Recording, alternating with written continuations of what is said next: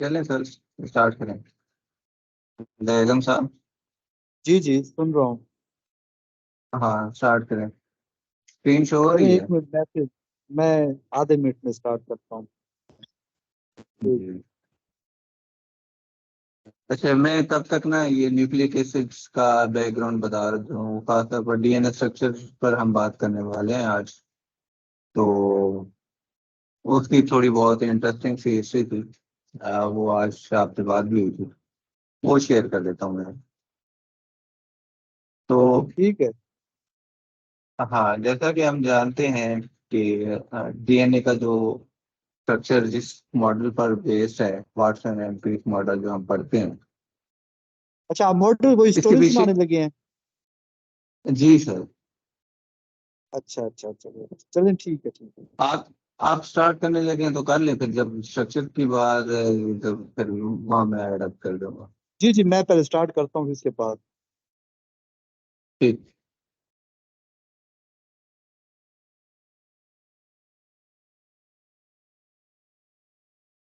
एक मिनट में हाँ जी, अस्सलाम वालेकुम। आज का टॉपिक हमारा न्यूक्लिक एसिड।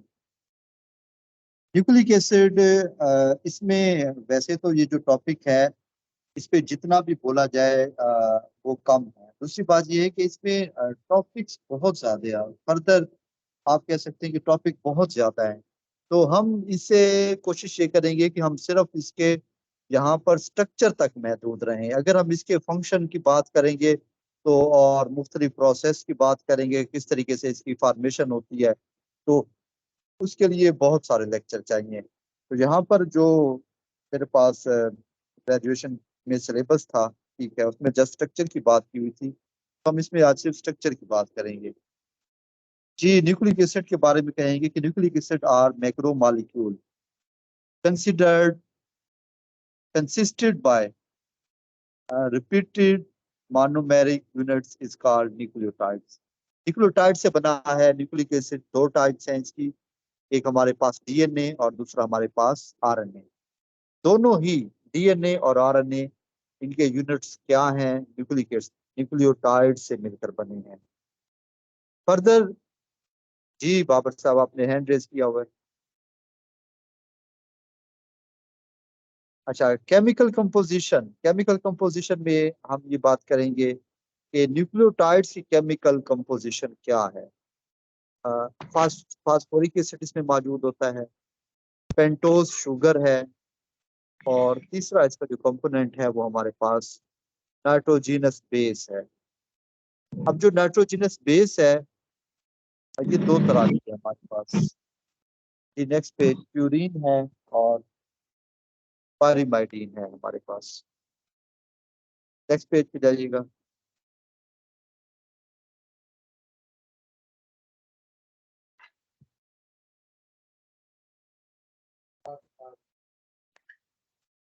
बाबर साहब, नेक्स्ट पेज।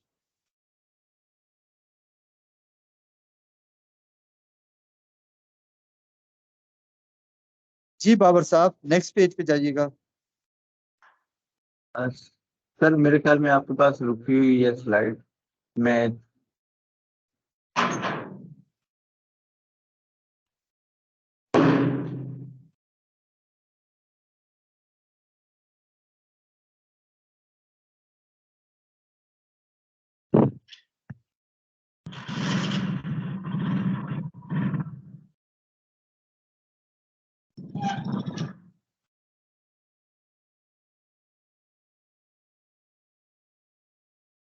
बेगम साहब।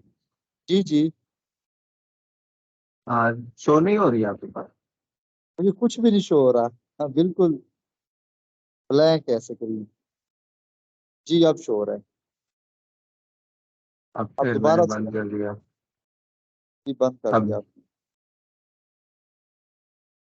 जी, अभी नहीं शो हो रहा कुछ।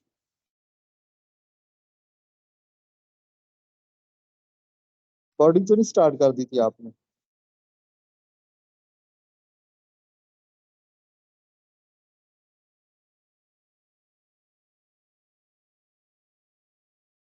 तो रिकॉर्डिंग भी आपको दोबारा से करनी चाहिए, क्योंकि यहाँ पर स्क्रीन नहीं शो हो रही। रिकॉर्डिंग सर चल रही है। रिकॉर्डिंग जो चल रही है उसका अगर आप स्टॉप कर देते हैं। अच्छा चलें लेकिन जी आप। क्या आप हाँ जी सबसे इसका अब हाँ, शो हो रही है, अब शो हो रही है, ठीक है ठीक। जी। हमने यहाँ पर बात की थी कि न्यूक्लिक एसिड, न्यूक्लिक एसिड के जो कंपोनेंट है हमारे पास, nucleotides. Nucleotides further phosphoric acid, pentose sugar और नाइट्रोजनस बेस से मिलकर बने हुए हैं। जो नाइट्रोजनस बेस है इसमें प्यूरीन है हमारे पास और पायरीमाइडीन है। प्यूरीन में डबल रिंग एडिनिन और डबल रिंग गोवानिन मौजूद है, जबकि पायरीमाइडीन इसमें सिंगल रिंग पर मुश्तमिल साइटोसिन है, थायामीन है और यूरासिल है। अगर हम कंपेयर करें डीएनए और आरएनए, तो डीएनए में थायमीन मौजूद होती है जबकि आरएनए के अंदर यूरासिल। और जो इसके बाद फर्दर बात करते हैं पेंटोज शुगर की। जी नेक्स्ट स्लाइड।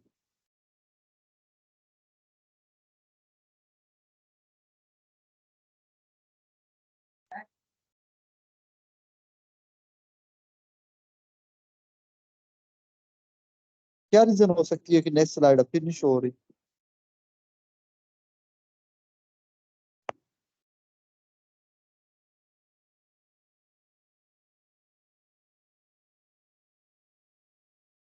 सर जी नेक्स्ट आपके पास स्लाइड। हाँ नेक्स्ट स्लाइड नहीं शो हो रही। अभी मैंने जो नहीं कंफर्म करें काइंडली आफाक साहब, आप बताएं, आप शो हो रही है कंट्रोल शुगर? नहीं सर, ये वो केमिकल कंफर्म। कंपोजिशन न्यूक्लियोटाइड पे ही रुकी हुई है, आगे नहीं मूव कर रही सर। हाँ जी इशू आपकी तरफ आ रहा है बाबर साहब, हमारी तरफ कोई इशू नहीं है।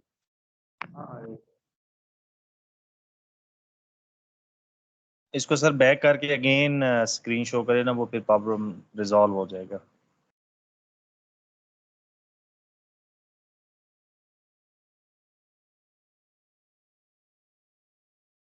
अगेन कर दिए हैं सर।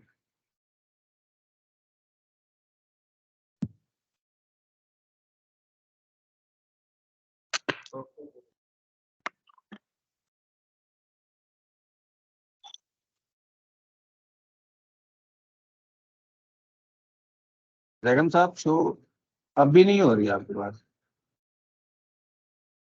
हाँ अब शो हो रही है जी। अब शो होगी। जी हम इसमें फर्दर पेंटोज शुगर की बात करते हैं। जी पेंटोज शुगर की बात कर रहे हैं। तो पेंटोज शुगर में आपको यहाँ पर एक स्ट्रक्चर दिखाया हुआ है राइबोज का राइट पे, और जो लेफ्ट है इसमें डी ऑक्सी राइबोज, ये स्ट्रक्चर ड्रा किया हुआ है। अब इनमें से कौन सी शुगर डीएनए के अंदर मौजूद है और कौन सी ऐसी है जो कि आरएनए के अंदर मौजूद है?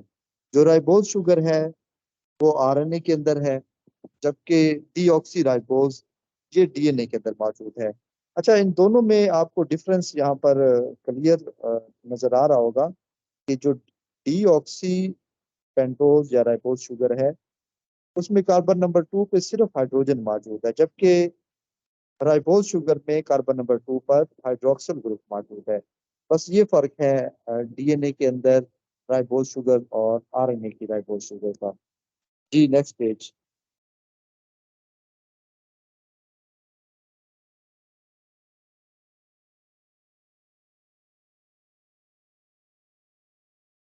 जी नेट, अच्छा ठीक है, हाँ शो हो रहा है।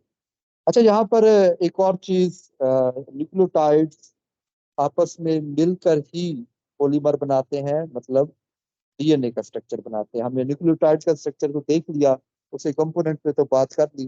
तो अब ये देखते हैं कि चले एक न्यूक्लियोटाइड कैसा होता है।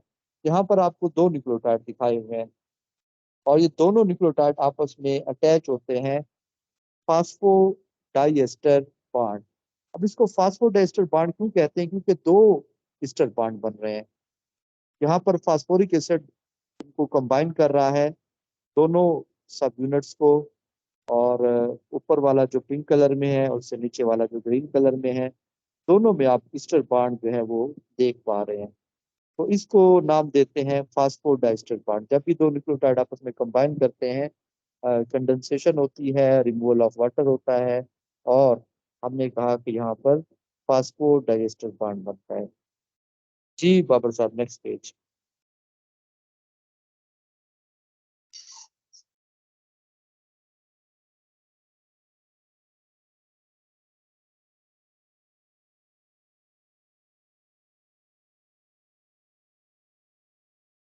ये आपकी तरफ नेट के इशू की वजह से तो नहीं है?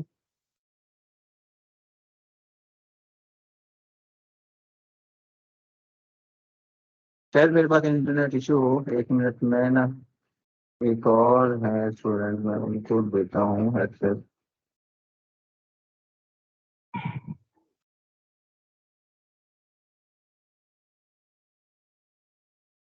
मेरे पास इंटरनेट इशू होता तो नहीं है। इंटरनेट क्या? शायद इंटरनेट इशू की वजह से हो रहा है स्क्रीन का। मेरी तरफ से स्क्रीन शेयर हो रही है, आप लोगों के पास नहीं आ रही। बस वो हमें तो नहीं शो हो रही है, नेक्स्ट पेज नहीं आ रहा हमारे पास। दोबारा इसे या बैक सर इस करके करेंगे। क्लोज करके हाँ जी अगेन दोबारा स्क्रीन शेयर कर लें, वो प्रॉब्लम जी रिजॉल्व हो अब जाए। हो रही है जी, हो रही है जी, ठीक है। अच्छा, अब हम यहाँ पर थोड़ा सा क्रोमोसोम के स्ट्रक्चर की तरफ आते हैं। देखिए, इससे पहले जो बातें आपको बताई हैं न्यूक्लियोटाइड्स के हवाले से, वो तो तकरीबन यहाँ पर जितने पार्टिसिपेंट हैं सबको उसके हवाले से अच्छी तरीके से अंडरस्टैंडिंग है। ये थोड़ा सा स्ट्रक्चर है न्यूक्लियोसोम का। तो न्यूक्लियोसोम है क्या? हम आमतौर पे एफएससी में भी इसकी डेफिनेशन पढ़ते हैं कि every 200 nucleotides DNA coiled around a core of 8 histone protein is called nucleosome. अच्छा, बाज दोस्तों ने हमारे क्या किया कि वो जो एफएससी की बुक में बाबर साहब डेफिनेशन दी हुई है कि एवरी 200 न्यूक्लियोटाइड, उन्होंने वहां पे आफ्टर एवरी 200 न्यूक्लियोटाइड लिखवा दी, लेकिन ऐसी बात नहीं है। इसको आप इजीली अंडरस्टैंड कर लेंगे। देखिए, यहाँ पर ब्लू कलर में जो आपको बॉल्स दिखाई हुई है, ये हमारे पास क्या है? हिस्टोन प्रोटीन है। हिस्टोन प्रोटीन यहाँ पर हमारे पास चार तरह की मौजूद है: H2A, H2B, H3 और H4। इन सब के आप कह सकते हैं दो दो मॉलिक्यूल्स हैं। तो इससे मुराद क्या होगा? ओवरऑल स्कोर के अंदर कितनी हिस्टोन प्रोटीन मौजूद है? 8। यहाँ पे लिखा हुआ है octamer of core histone protein. Score के अंदर टोटल 8 हिस्टोन मौजूद है। हर एक को आप कह सकते हैं इनके दो दो मॉलिक्यूल है, H2A का, H2B, H3 और H4 का। अच्छा, उसके बाद यहाँ पर ग्रीन कलर में एक और प्रोटीन दिखाई हुई है, इसको H1 प्रोटीन का नाम देते हैं। इस तरीके से लिंकर डीएनए भी यहाँ पर शो किया हुआ है। तो मैं वो जो आपको डेफिनेशन बताने जा रहा था कि एवरी 200 न्यूक्लियोटाइड्स, जो ओवरऑल डीएनए जो कोर पे लिपटा हुआ है और लिंकर डीएनए के अंदर मौजूद है, इसमें कितने बेस पेयर मौजूद होते हैं? 200 बेस पेयर। मैंने फिर देखिए वर्ड 200 बेस पेयर का वर्ड यूज किया है। तो 200 बेस पेयर मौजूद होते हैं लिंकर डीएनए के, और वो डीएनए जो कि स्कोर के ऊपर लिपटा हुआ है, दोनों के मिलाकर तकरीबन 200 न्यूक्लियोटाइड्स होते हैं। अब यहाँ पे टेक्स्ट पे देख लेते हैं। अच्छा, मजीद आपको ये बता दूं कि अगर आपसे ये पूछा जाए कि लिंकर डीएनए के अंदर न्यूक्लियोटाइड्स की तादाद कितनी होती है, तो ये आप इसको ऐसे समझ लें कि ये तकरीबन 50 या 54 समझ लें। और बाकी वो जो डीएनए जो कि ऑक्टामर पे लिपटा हुआ है, उसके अंदर जो न्यूक्लियोटाइड की तादाद होती है वो 146 बेस पेयर होती है। ठीक है, ऑक्टामर में कितने डीएनए पे में 146 बेस पेयर होते हैं, और लिंकर डीएनए के अंदर हम कहते हैं तकरीबन 54 बेस पेयर होते हैं। ये कब कैसे हमें मालूम होता है? जब हम इसको डाइजेस्ट करते हैं, तो डाइजेस्ट करने के बाद एंजाइम की मदद से जब डाइजेस्ट किया जाता है, तो क्योंकि लिंकर डीएनए मोस्ट ससेप्टिबल है एंजाइम से, तो यहाँ पर एंजाइम अटैक करते हैं और इसको क्या करते हैं? डाइजेस्ट करते हैं। बाकी जो कोर पे लिपटा हुआ है, उस पर एंजाइम इजीली अटैक नहीं कर पाते। लिहाजा हम क्या करते हैं? ओवरऑल इसके अंदर जो न्यूक्लियोटाइड की तादाद है उसको हम काउंट करते हैं। अच्छा, इससे पीछे वाले डायग्राम दिखा सकते हैं, शायद इसमें कुछ डाटा मौजूद हो।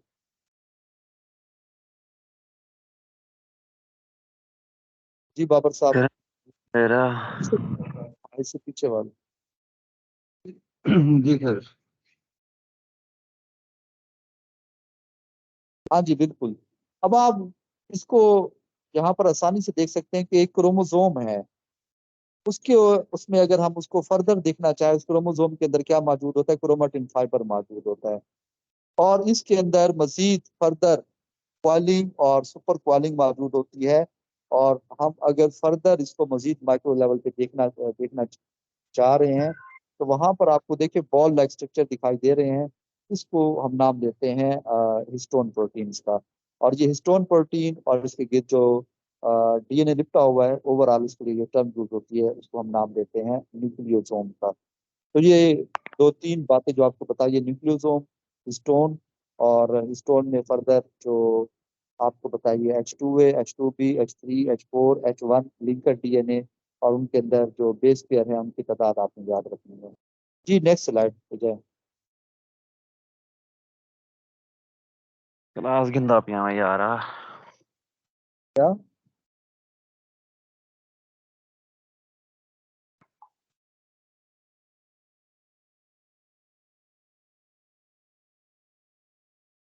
हाँ जी, यहाँ पर आपको टाइप्स ऑफ डीएनए बताई हुई है। देखिए ये टॉपिक भी कुछ इस हिसाब से इम्पोर्टेंट है। आपसे अब तो ग्रेजुएशन लेवल पे लाजमी इसके बारे में पूछा जाता है कि डीएनए की जो टाइप्स है वो कौन कौन सी है। जो इसमें सबसे ज्यादा आमतौर पे बुक्स के अंदर आपको पढ़ने को मिलती हैं वो तीन है हमारे पास, बी डीएनए है, ए डीएनए है और जी डीएनए है। लेकिन इनमें जो सबसे ज्यादा स्टेबल है डीएनए का स्ट्रक्चर जो आमतौर पे हम बुक्स में देखते हैं, वो कौन सा आपके पास, बी डीएनए है। B DNA found in all living beings under normal condition. जैसा कि नॉर्मल कंडीशन क्या होती है, लो साल्ट कंसंट्रेशन और हाई डिग्री ऑफ हाइड्रेशन, उसमें हमारे पास ये बी डीएनए मौजूद होता है। कैसा होता है, क्लॉकवाइज या आप इसे कह सकते हैं राइट हैंडेड होता है।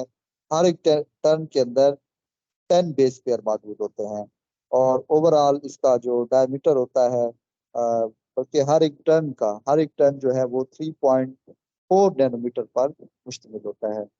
और DNA is founded in right handed, ये बता दिया। अब ए डीएनए क्या है, ए डीएनए भी राइट हैंडेड या क्लॉकवाइज होता है।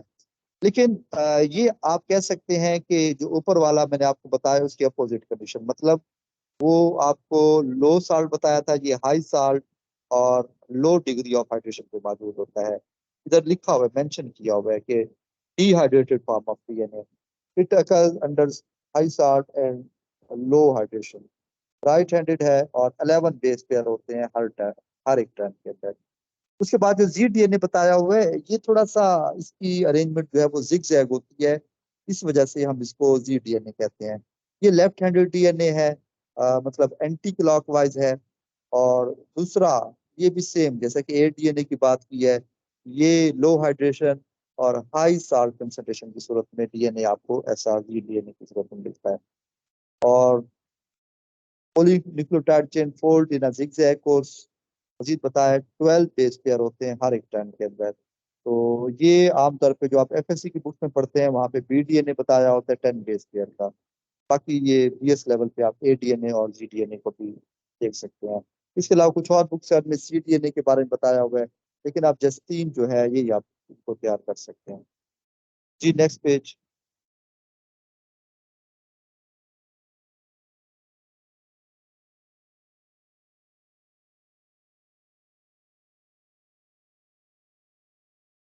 हाँ ये कुछ डायग्राम्स हैं जहाँ पे बी डीएनए दिखाया हुआ है, ए डीएनए दिखाया हुआ है, और जो जिगजैग पोजीशन में है उसको जी डीएनए दिखाया हुआ है।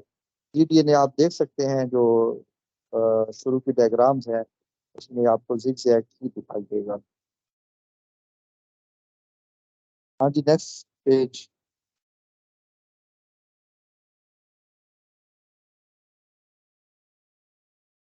हाँ बाबर साहब नेक्स्ट पेज।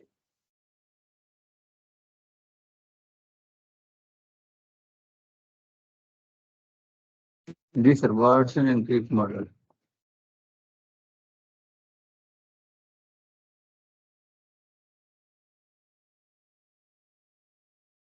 जी नेक्स्ट पेज।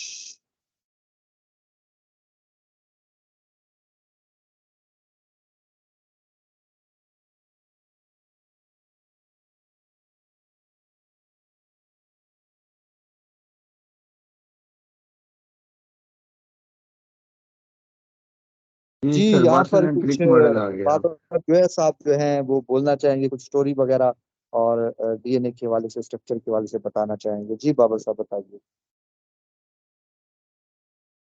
हाँ सर, बस मुख्तसर सी बात है। वाटसन एंड क्रिक मॉडल जो है, जैसा कि ये तस्वीर में नजर भी आ रहा है, जेम्स वाटसन और फ्रांसिस क्रिक। इस मॉडल के पीछे एक छोटी सी स्टोरी है। हुआ यूं कि किंग्स कॉलेज लंदन में मॉरिस विल्किन ऑलरेडी अपॉइंटेड थे एक लैब में। तो वहीं पे ना एक लड़की की जॉब होती है, रोजालैंड फ्रैंकलिन की। तो वो उसके साथ वाली लैब में ही होती है। अब जाहिर सी बात है, जो सीनियर होता है वो जूनियर पे अपना रोब झाड़ता है। तो मॉरिस विल्किन उसी तरह से रोजालैंड फ्रैंकलिन को ट्रीट करते थे कि ये मेरी सबऑर्डिनेट है। तो हालांकि उसकी अपनी अलग से लैब थी।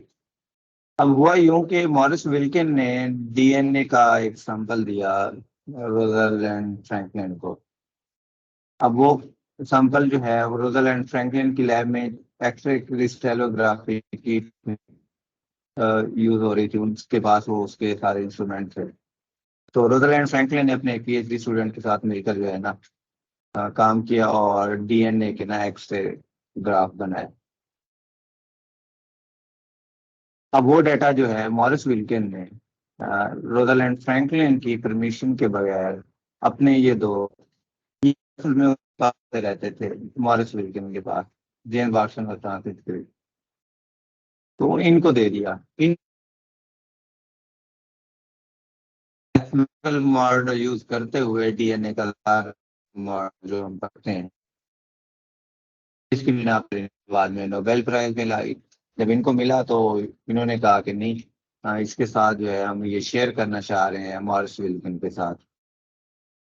अब ये तो नोबेल प्राइज तो बाद में मिला, लेकिन जब ये सारा कुछ बात सामने आई कि वो डाटा चोरी हो गया है, तो और मॉरिस विल्किन की अच्छी खासी वो हुई।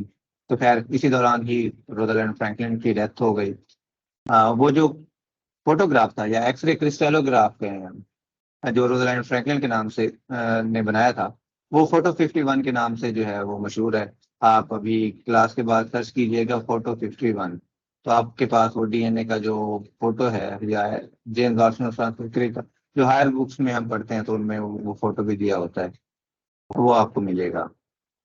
तो बस इतनी सी स्टोरी थी। खैर उसकी डेथ हो जाती है। जेम्स वाटसन ने फिर दो दफा रेसिस्ट रिमार्क्स दिए थे। एक रिसेंटली भी इन्होंने 4 साल पहले आई थिंक दिया था, कि इसने कहा कि हम ये जो गोरे हैं ये ज़हीन है, जहानत हमारी नस्ल में है, बाकी सारे कौन जहन है। तो खैर जो ऑनरेरी नोबेल प्राइज था, ये जो ऑनर था, ये इससे वापस ले लिया गया जेम्स वाटसन से, और ये अभी जिंदा है। तो सर आगे कंटिन्यू करें, मेरी बात इतनी थी।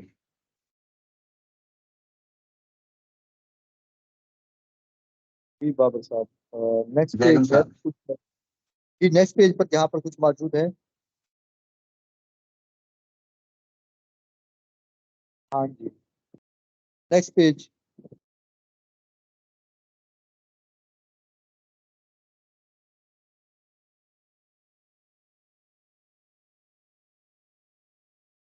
नेक्स्ट पेज ही नहीं आ रहा।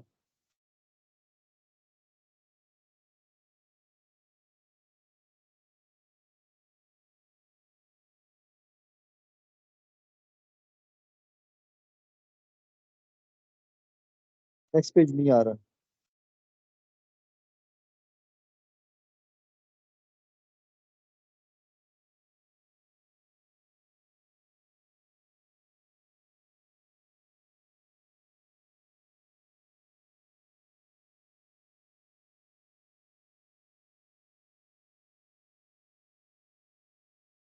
जयगम साहब, डीएनए का स्ट्रक्चर शो हो रहा होगा आपको। नहीं कोई यहाँ पर जिसे कहते हैं slide। जी आप जाकर शो हो रहा है। जी ये उन्होंने कुछ थोड़ी सी स्टोरी बताई उसके बाद फर्दर देखते हैं हम डीएनए का जो मॉलिक्यूल जहाँ पर दिखाया हुआ है, तो आप इसमें देख सकते हैं कि डीएनए के दोनों स्ट्रैंड, हम इसे टॉप से शुरू करते हैं, एंटी पैरेलल है। मतलब एक आपको 5 to 3 और दूसरा 3 to 5 पोजीशन में दिखाया हुआ है। तो ये एंटी पैरेलल जो इसका जो स्ट्रक्चर है, इस सूरत में हम ये ख्याल करते हैं कि ये ज्यादा स्टेबल होता है। ठीक है, मतलब डीएनए का जो स्ट्रक्चर एंटी पैरेलल है, उसकी एक रीजन ये भी है कि वैसे अगर आप सिंथेसिस देखते हैं तो सिंथेसिस में एंजाइम का भी रोल है इसके, लेकिन हम कहते हैं कि ये डीएनए का एज इट स्ट्रक्चर ज्यादा स्टेबल होता है। और इसके बाद फर्दर आप देख सकते हैं कि इसमें जो हाइड्रोफिलिक है फास्फेट ग्रुप, वो आप देख सकते हैं कि इसकी आप जो बैकबोन है, ठीक है, वो बना रहा है। या राइबोज शुगर है, वो भी आपको पता है पोलर मॉलिक्यूल है, वो इसकी बैकबोन बना रहा है। जबकि जो हाइड्रोफोबिक इसके अंदर मॉलिक्यूल है, जैसे कि इसके अंदर बेसिस मौजूद है, एडिनिन है, ग्वानिन, साइटोसिन, थायामीन, ये नाइट्रोजनस बेसिस इसकी इंटीरियर साइड पे मौजूद है। Hydrophilic outside and hydrophobic inside, ये चीज भी स्ट्रक्चर को क्या करती है, ज्यादा स्टेबिलिटी देती है। और यहाँ पर कुछ आपको बॉन्ड दिखाई दे रहे हैं। बाद लोग इसको सही तरीके से रीड नहीं करते, वो ये कहते हैं कि एडेनिन और थायमीन के दरमियान डबल बॉन्ड है। आपने से डबल बॉन्ड नहीं रीड करना, आपने ये कहना है कि एडेनिन और थायमीन के दरमियान 2 हाइड्रोजन बॉन्ड है, जबकि गवानीन और साइटोसिन के दरमियान 3 हाइड्रोजन बॉन्ड है। देखिए, अगर आप डबल या ट्रिपल बॉन्ड का वर्ड यूज करते हैं तो उससे मुराद है ये हाइड्रोजन बॉन्ड नहीं होता, बल्कि कोवलेंट बॉन्ड की आप बात करने जा रहे हैं। अच्छा, उसके बाद इसके अंदर कुछ ग्रुप्स दिखाए हुए हैं, मेजर ग्रुप और माइनर ग्रुप।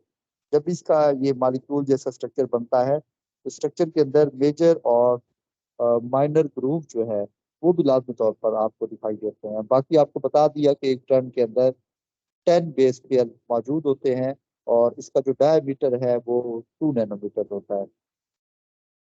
जी, नेक्स्ट पेज।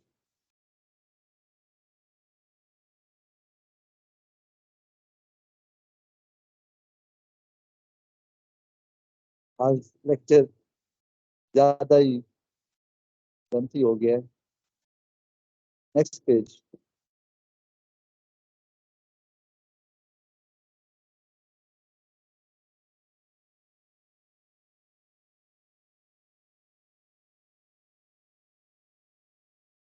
बाबर साहब, नेक्स्ट पेज।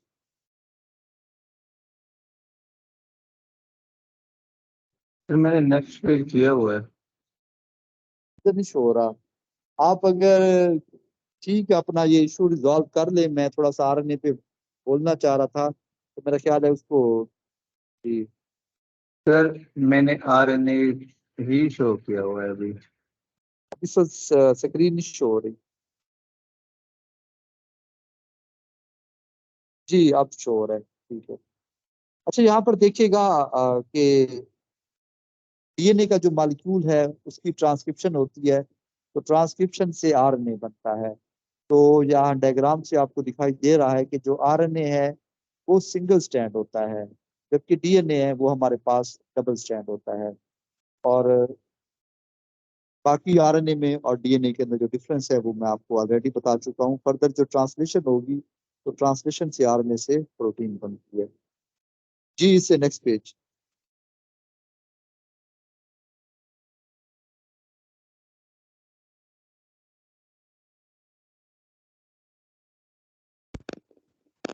हाँ, टाइप्स ऑफ आरएनए हमारे पास।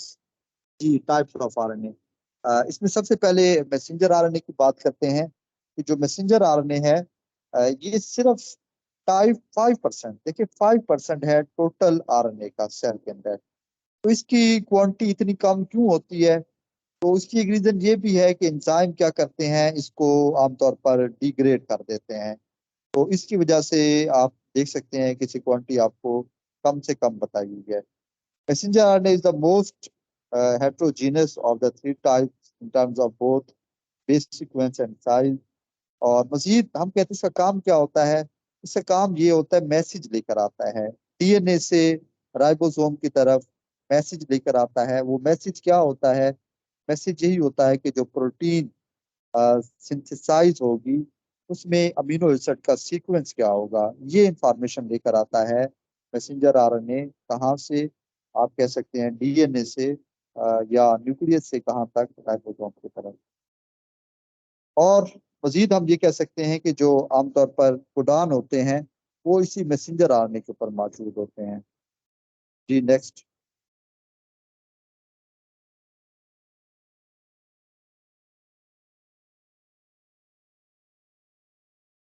Next page.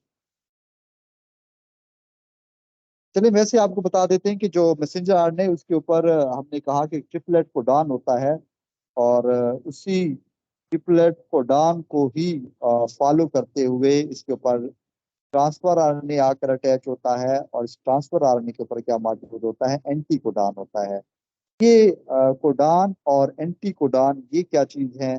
आप ये देख सकते हैं कि जो तीन बेसिस पर मुश्तमिल, सपोज हम ये बेसिस फर्ज कर लेते हैं एडिनिन और यूरासिल और गुवानिन, AUG, ये अगर सीक्वेंस मौजूद है मैसेंजर आरएनए पर, तो इसके बिल्कुल आप कह सकते हैं अपोजिट या इसके कंप्लीमेंट्री, वर्ड यूज करेंगे कंप्लीमेंट्री, कंप्लीमेंट्री कोडान किसके पास मौजूद होगा?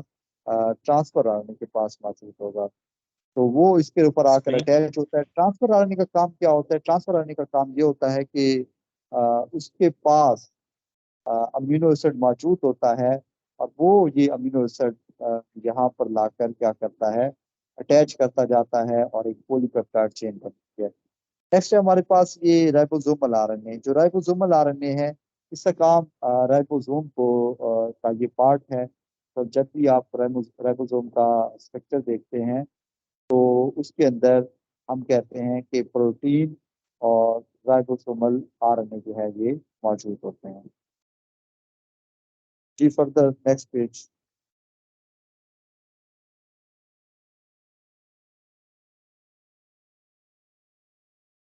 एक जी नेक्स्ट पेज आप क्लिक कीजिए, बस इतना ही आपको बताएंगे जी। हाँ ट्रांसफर आरएनए, इसका जो स्ट्रक्चर है वो आपने लाजमी तौर पर देखना है। बाकी बताया हुआ है कि each of the 20 amino acid has a specific transfer RNA then that bind with it and transfer it to the growing polypeptide chain।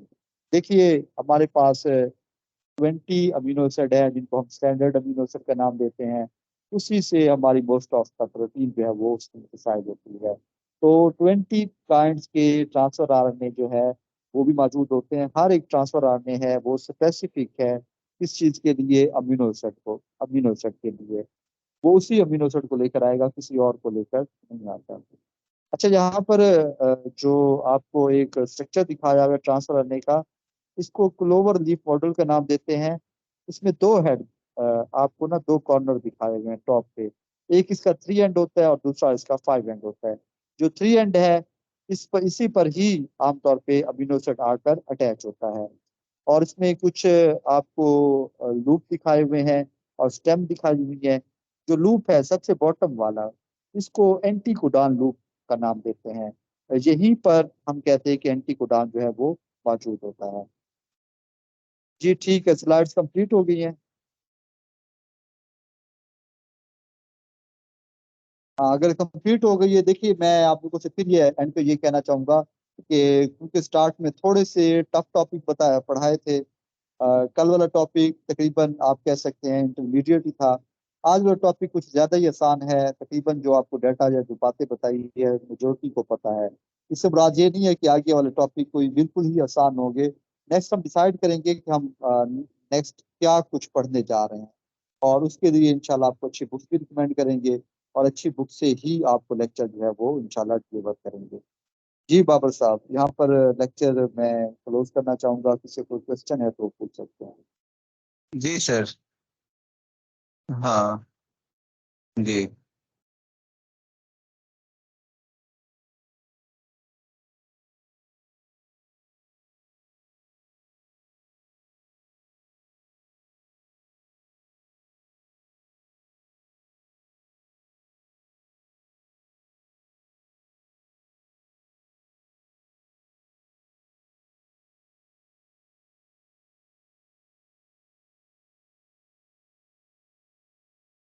इनका क्वेश्चन किसी का भी नहीं है आज।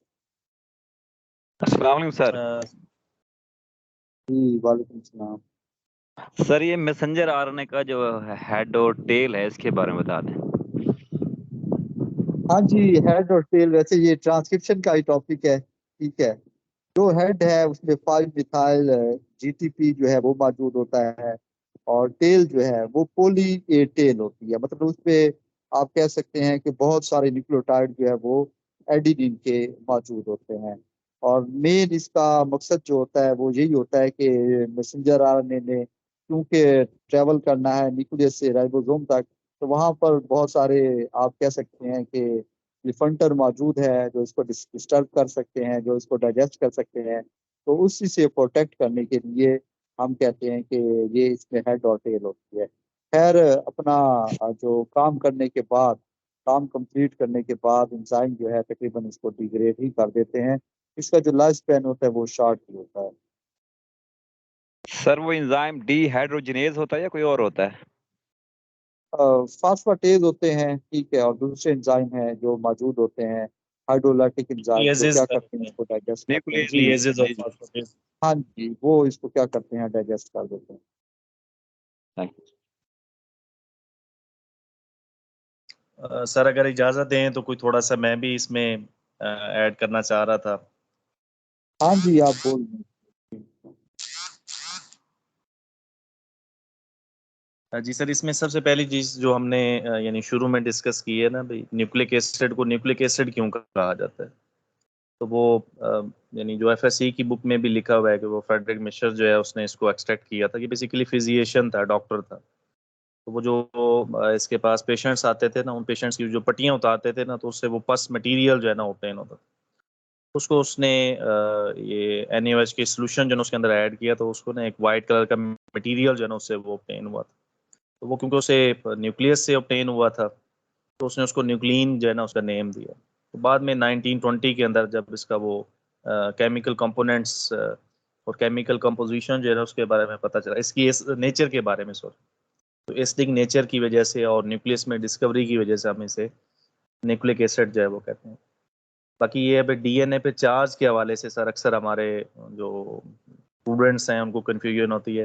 यानी अगर उनसे पूछ लिया जाए कि DNA पे कोई चार्ज होता है या नहीं होता, तो वो कंफ्यूज हो रहे होते हैं कि होता है या नहीं होता। तो वो DNA पे नेगेटिव चार्ज जो है ये होता है, और नेगेटिव चार्ज जो है वो फास्फेट ग्रुप जो है ना उसकी वजह से जो है ये होता है। और इसके अलावा जो सर इसकी हिस्ट्री के हवाले से है, जिसमें वैसे एक मैं सजेस्ट कर देता हूँ, ये हमारे टीचर ही थे, अभी भी हैं अल्हम्दुलिल्लाह, डॉक्टर अमीनुल्लाह शाह साहब। उन्होंने एक वीडियो सजेस्ट की थी, मैं ये अपने सारे मेंबर से रिक्वेस्ट करूँगा ये नोट कर लीजिएगा। इसका यूट्यूब पे आपने सर्च करना है थीव्स, लाइज एंड DNA। ये टाइटल है वीडियो का, थीव्स, लाइज एंड DNA। ये 14 मिनट्स की वीडियो है, उसमें ये सारी 1869 से ऑनवर्ड 1953 तक जो सारी न्यूक्लिक एसिड की डिस्कवरी, और इसमें जिस जिस साइंटिस्ट की जो जो कंट्रीब्यूशन है, और प्लस इसमें जो इन्होंने वाटसन और क्रिक ने जो मॉडल प्रेजेंट किया था, और प्लस उसमें जो मॉरिस विल्कन का रोल है कि ये बेसिकली सुपरवाइजर था रोजलिन फ्रैंकलिन का। तो उस वो क्योंकि बीमार रहती थी कैंसर की वजह से, तो लैब में नहीं आया करती थी। तो इन दोनों ने, वाटसन और क्रिक ने, उससे रब्ता किया और उससे वो सारा डाटा जो है लिया, जिसमें बाबर साहब वो जिक्र कर रहे थे फोटो 51 का, वो उनको असल में ऑब्टेन हो गई थी। ये असल में रोजलिन फ्रैंकलिन ज्यू थी, और ये एक कोई कॉन्फ्रेंस थी, तो उसमें उसने अपनी प्रेजेंटेशन जो है वो दे रही थी।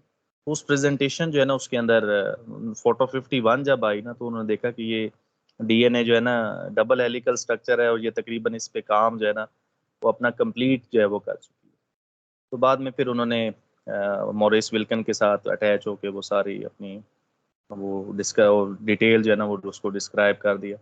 लेकिन वो नोबेल प्राइज़ तो वैसे इसमें ये 4 नॉमिनेशंस थी, तो उसमें एक की डेथ हो गई ओवेरियन कैंसर की वजह से, रोजलिन फ्रैंकलिन की। तो इन चारों ने जो है ना, तीनों ने ये नोबेल प्राइज़ शेयर किया था। इसमें एक और साइंटिस्ट का नाम जो है ना वो अक्सर हम जिक्र नहीं करते हैं उसका, वो एरविन चेरगाफ जो है ना उसका है, कि जो जिसने ये डिस्क्राइब किया था कि एडेनिन जो है उसकी अमाउंट इक्वल है थायमीन के, और जो गवानीन है उसकी अमाउंट इक्वल है साइटोसिन के। तो एरवन चारगाफ जो है ना वो इस यानी ये बहुत बड़ी उसकी कंट्रीब्यूशन थी इस डीएनए के स्ट्रक्चर के अंदर जो है ना, लेकिन वो फिर इससे अब अल्लाह नोज बेटर उसकी क्या लॉजिक है, ये भाई वो क्यों इस नोबेल प्राइज जो इसका हिस्सा नहीं था, हालांकि ये एक बहुत बड़ी डिस्कवरी जो है उसकी वो थी। बाकी डीएनए के बाद आरएनए है, आरएनए की जो डिफरेंट फॉर्म्स है उसमें अभी वो स्लाइड में भी हम डिस्कस कर रहे थे कि डीएनए से मैसेंजर आरएनए बनता है, मैसेंजर आरएनए से फिर प्रोटीन जो है वो बनती है। सेंट्रल डॉगमा ऑफ सेल की टर्म जो है वो हम यूज़ कर रहे होते हैं। तो उसके अलावा जो हिस्टोन प्रोटीन के हवाले से एक बात थी वो डीएनए के अंदर जो है ना भी उसमें डीएनए पे तो नेगेटिव चार्ज है और हिस्टोन प्रोटीन जो है उसके ऊपर पॉजिटिव चार्ज होता है, और वो पॉजिटिव चार्ज भी दो अमीनो एसिड्स मेन हैं पॉजिटिवली चार्ज आर्जिनिन और लाइसिन। इसकी वजह से उन हिस्टोन प्रोटीन के ऊपर जो है वो पॉजिटिव चार्ज होता है, वो पॉजिटिव नेगेटिव अटैच होकर न्यूक्लियोसोम बनाते हैं जिसका जो डायमीटर है 11 नैनोमीटर होता है। यानी ये डीएनए पहले उसका डायमीटर 2 नैनोमीटर होता है, उसके बाद वो 11 नैनोमीटर है, फिर 30 नैनोमीटर है, फिर 300 नैनोमीटर है वो जो उसकी कॉइलिंग जो है ये होती है, फिर 700 नैनोमीटर, एंड पे फिर पूरा क्रोमोसोम जो है वो हमें 1400 नैनोमीटर जो है वो नज़र आता है। बाकी जो डीएनए की आरएनए की टाइप्स हैं वो तीनों डिस्क्राइब हो गई हैं, उसमें कोई एज इट इज़ कोई ऐसी चीज़ नहीं थी जो सर ने तकरीबन ऑलमोस्ट सारा ही सर आपने बहुत अच्छा एलेबोरेट जो है वो कर दिया। बाकी ज़्यादातर मैसेंजर आरएनए के हवाले से जो इसका एंटीकोडान आर्म है वो ज़्यादा वो डिस्कस होता है, वो फिर हम जब ट्रांसक्रिप्शन या ट्रांसलेशन सर आप डिस्कस करेंगे तो उसमें मज़ीद। हाँ जी, वो मेरे माइंड में है कि वो जब पढ़ेंगे उस पर डिटेल से बात होगी इंशाल्लाह। जी सर, इसका फिर ज़्यादा डिटेल फंक्शन के हवाले से वहाँ डिस्कशन जो है हो सकती है। Thank you so much sir. Okay ji, Babar sahab end करना चाह रहे हैं तो आप एंड कर दें। एक सवाल है, ये ले ले सवाल।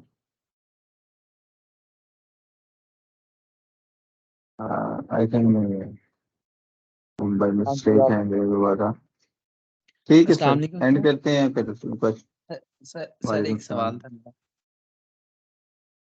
सर ये राइबोसोम्स के अंदर जो उसके सब यूनिट्स हैं उनके जी साइज की समझ नहीं आती सर, वो तो थोड़ा क्लियर कर दें। मतलब वो एक 60 ऐसे होता है और दूसरा 40 ऐसे होता है, अगर उनको दोनों को मिलाएं तो वो 80 ऐसे हो जाते हैं, हालांकि उन्हें 100 ऐसा होना चाहिए था।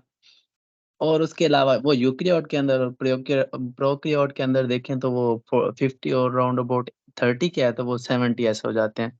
तो वो तो सर प्लीज थोड़ा समझा दीजिए। जी, बाबर साहब समझा दें आप।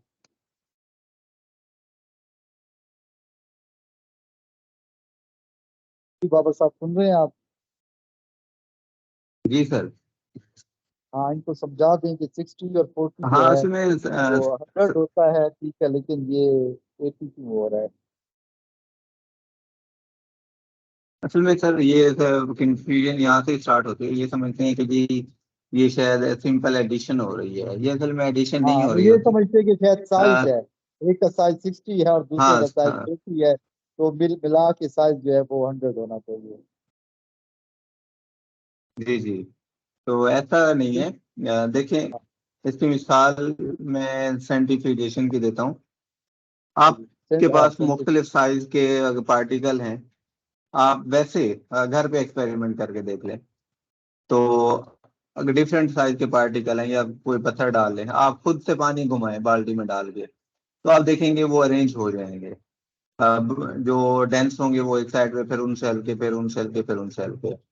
अब यहाँ पर जो 60 और 40 वाली बात है सब यूनिट की, तो वो यहाँ पर ये कहता है कि एक लेयर बन रही है 60 वाली, एक बन रही है 40 वाली, 100 वाली बन रही है, सो ऑन जो भी 80 वाली। जब ये आपस में कंबाइन होते हैं तो इनकी लेयरिंग में इनका साइज, इनका वॉल्यूम, इनकी ओवरऑल डेंसिटी वो मैटर करती है। ना कि ये ऐसा सिंपल एडिशन है कि जी दो इकट्ठे जुड़ गए तो फिर 60 प्लस 40 100 हो गया, ऐसे नहीं होता।